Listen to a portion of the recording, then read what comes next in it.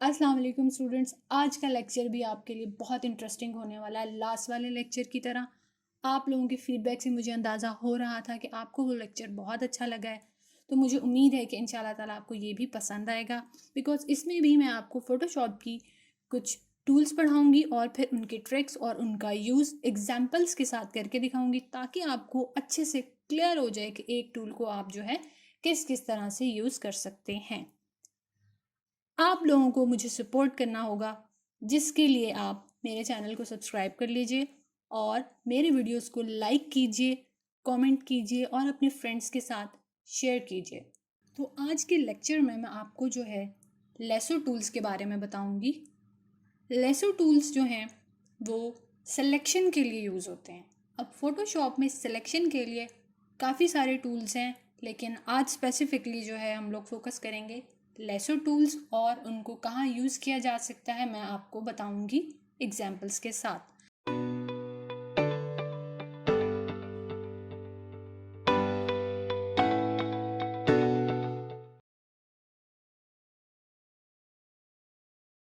Lasso tool की short की है एल।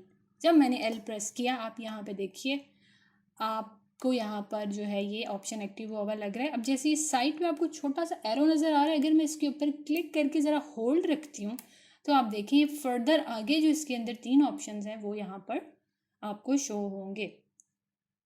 लेसो टूल आ गया फर्स्ट, फिर पॉलीगोनल लेसो टूल और मैग्नेटिक लेसो टूल।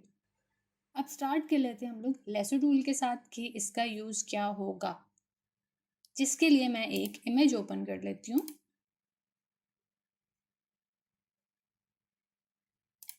अब जूम के लिए जो शॉर्ट की यूज़ होती है वो है जी। जब मैंने जी प्रेस किया, आप ये देखिए ये ऑप्शन एक्टिव हो गया। अब इसको जूम इन और जूम आउट करने के लिए कंट्रोल प्लस जूम इन कर देगा, और मैं कंट्रोल माइनस करूँगी तो ये जूम आउट हो जाएगा। उसके अलावा यहाँ पे ऊपर आपको ऑप्शन नज़र आ रहे हैं। अगर मैं फुल स्क्रीन पे क्लिक करती हूँ तो ये टोटल जितनी स्क्रीन शो हो रही है, यहाँ पे मुझे इमेज जो है एडजस्ट होकर नज़र आ जाएगा।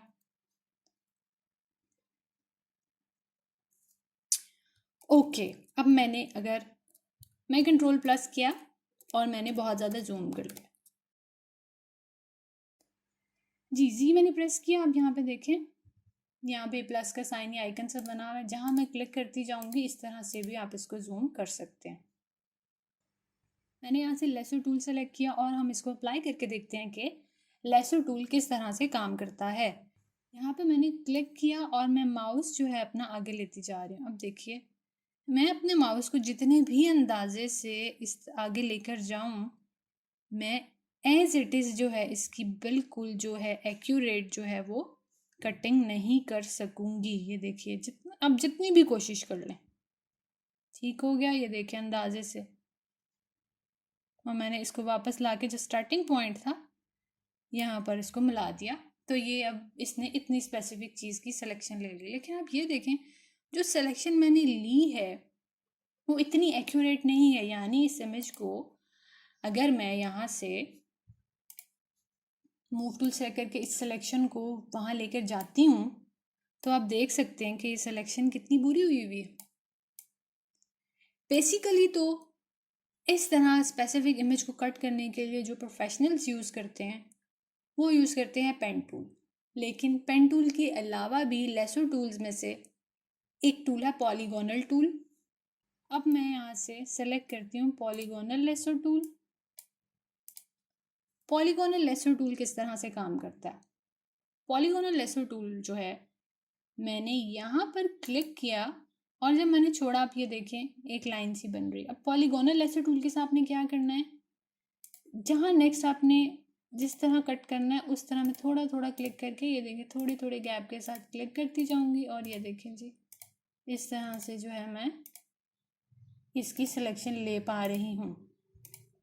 जितना आप एरिया ज़्यादा लेंगे उतनी नीटनेस नहीं आएगी, इसलिए बेहतर आप स्मॉल छोटे छोटे स्टेप्स लें और कटिंग करते हुए ये इस बात का ख्याल रखें कि आप जूम जो है वो मैक्सिमम कर लें। जी अब आप देखें, अब मैं इसकी कटिंग कर रही हूँ।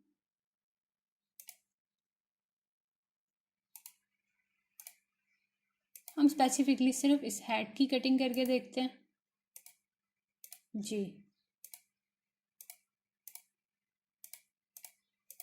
ये देखिए,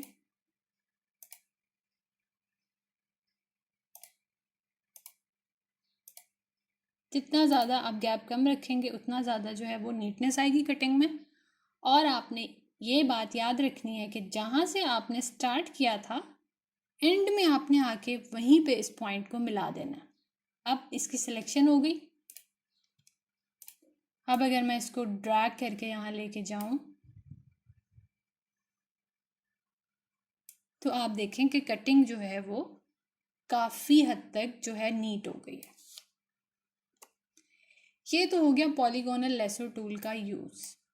अब जब मैंने अपना सिलेक्शन टूल सेलेक्ट किया हुआ पॉलीगोनल लेसो टूल, तो यहाँ पर आप एक ऑप्शन देख रहे हैं, फेदर लिखा आ रहा है, ये फिलहाल है 0।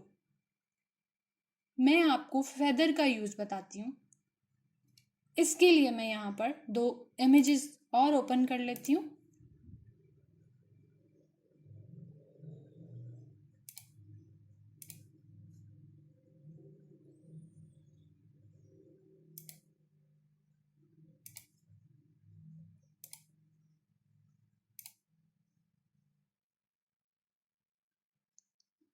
जी, अब मैंने करना ये है कि मैं ये चाह रही हूँ, जो मेरा ये इमेज है, इसका जो स्काई है ना, वो मैं इस इमेज का जो पार्ट है वो वहाँ ले जाकर ऐड कर दूँ, ताकि ये पूरा ओवरऑल एक ही इमेज लगे।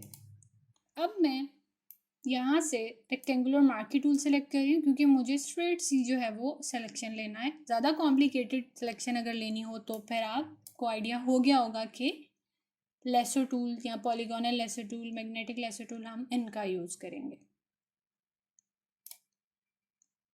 जब मैंने यहाँ पर क्लिक किया रेक्टेंगुलर मार्की टूल पर, आप यहाँ देखिए, यहाँ पर भी फेदर का ऑप्शन आ रहा है और बाय डिफ़ॉल्ट जो है ये होता है 0। अब मैं यहाँ पे सिलेक्शन लेकर, अब आप ये देखिए मैंने इसको यहाँ ला के रखा है। ये शायद आपको थोड़ा बेहतर लग रहा हो, लेकिन स्टिल जो है ये सी के साथ मर्ज हुआ हुआ नहीं लग रहा। क्यों? क्योंकि इसकी ये जो एजेस है ना, ये आप एजेस देख सकते हैं, ये इस वक्त शार्प हैं। मुझे यहाँ पर अप्लाई करना है फेदर। फेदर क्या करता है, इसके एजेस को सॉफ्टन कर देगा। अब वो किस तरह करेगा मैं आपको दिखाती हूँ। इसको मैं डिलीट करती हूँ यहाँ से।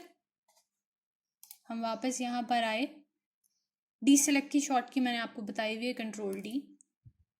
अब मैंने सिलेक्शन पे जब क्लिक किया सिलेक्शन लेने के लिए, अब जब मैंने सिलेक्शन लेने के लिए रेक्टेंगुलर मार्की टूल पे क्लिक किया तो मैं यहाँ पर फेदर अप्लाई करूँगी और फेदर की अमाउंट जो है मैं वो यहाँ पे रखना चाहूँगी 30।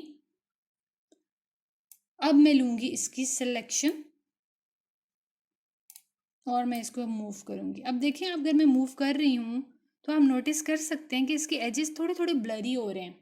ठीक है, यानी कि फेदर का ऑप्शन अप्लाई हो गया। अब मैं इसको यहाँ ला के जब ड्रैग करती हूँ तो आप ये देखें, इसके जो एजेस हैं नीचे से वो इतने शार्प नहीं हैं। और मैं जब इसको यहाँ ला कर एडजस्ट करती हूँ तो आप देखो, फेदर की वजह से ये इसी इमेज में मर्ज होता हुआ लग रहा है और इसी का पार्ट लग रहा है।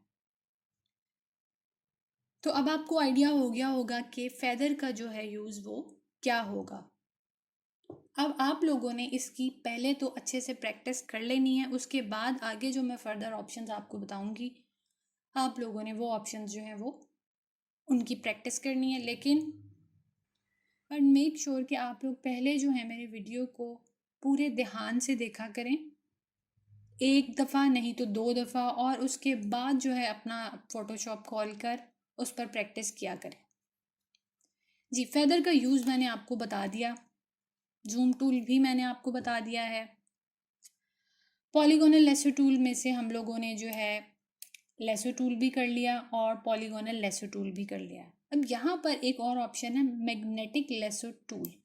इसका क्या यूज़ है ये देख लेते हैं। अभी मैं यहाँ से एक इमेज ओपन करती हूँ।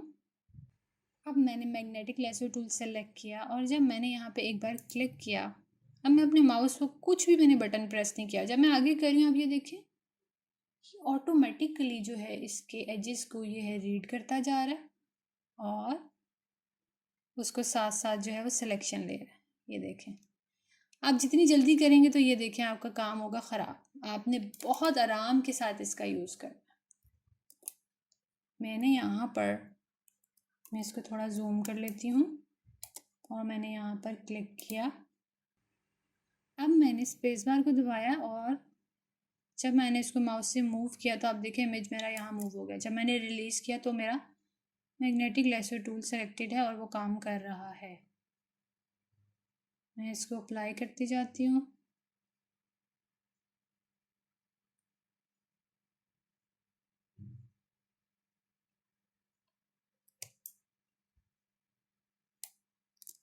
अब मेक श्योर कि मैंने वापस इसको स्टार्टिंग पॉइंट जो है उसी के साथ जो है वो जाकर मिलाना है।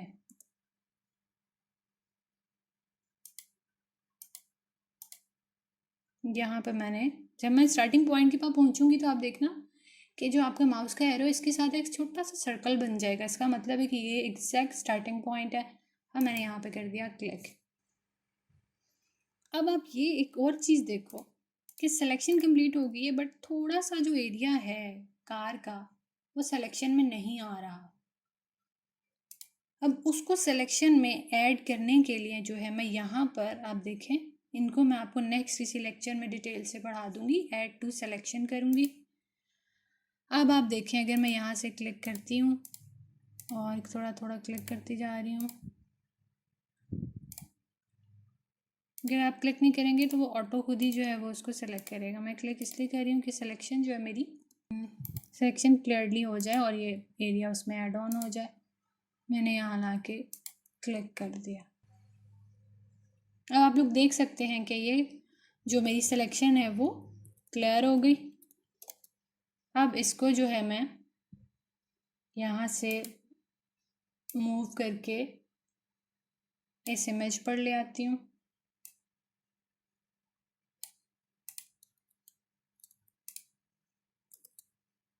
कंट्रोल टी से मैंने इसको हॉरिजॉन्टल कर लिया और इसका साइज़ जो है वो मैं थोड़ा कम कर रही हूँ।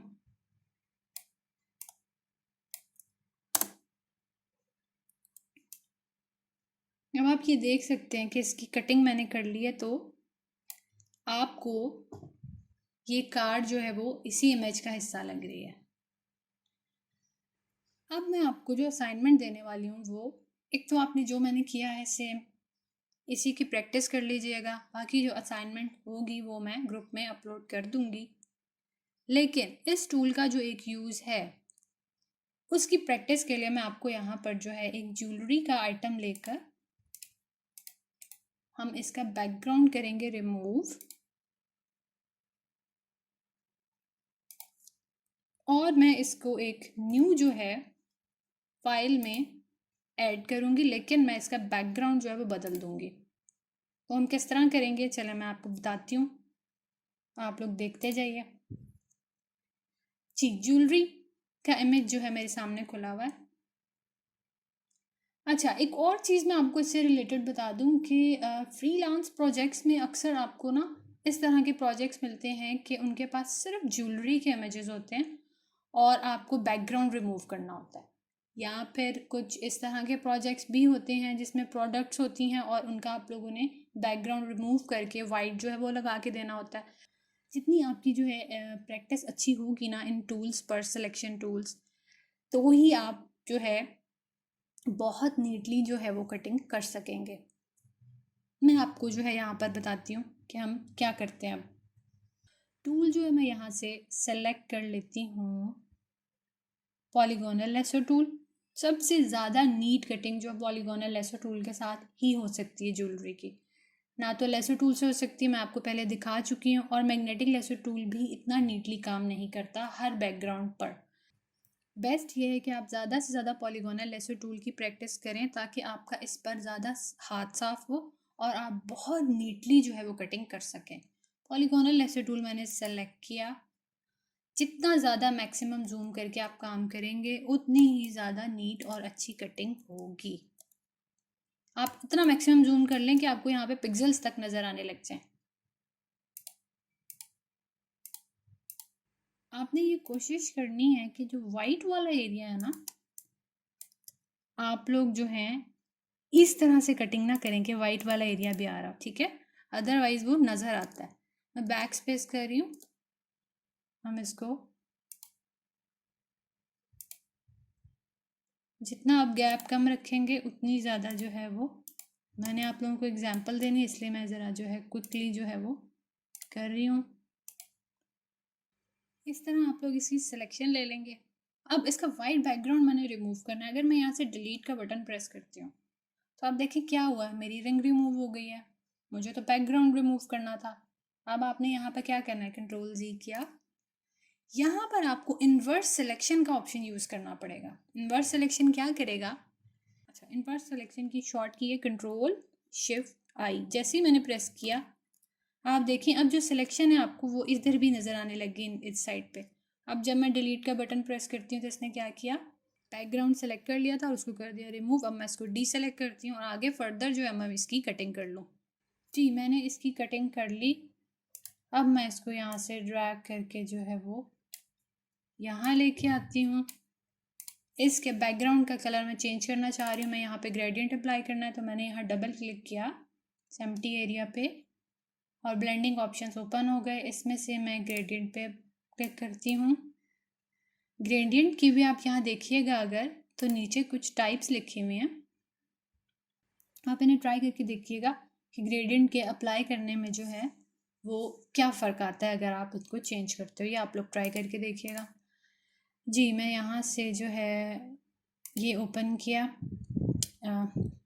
यहाँ से मैंने इसको सेलेक्ट कर लिया। इधर मैं डबल क्लिक करती हूँ, इसको मैं थोड़ा ग्रे रखना चाह रही हूँ तो ये देखें ओके कर दिया।